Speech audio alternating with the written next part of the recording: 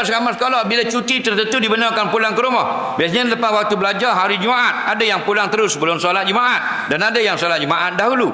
Segi hukumnya, adakah perlu solat Jumaat dulu atau boleh terus pulang serta gugur fardu Jumaat hanya solat jemaah kerana disebabkan dikira bermusafir? Dengar baik-baik. Siapa yang bermusafir, wajib tak wajib solat Jumaat? Menurut pendapat yang muktamad, jika kita mula musafir sebelum subuh hari Jumaat, maka gugur solat Jumaat.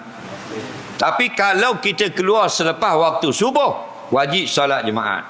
Tapi wajib solat Jumaat menurut pendapat muktamad ialah jika kita yang mengawal kenderaan. Jika kita tak dapat mengawal kenderaan, tidak wajib juga solat Jumaat walaupun bertolak balik pukul 9 pagi. Contoh, naik flight.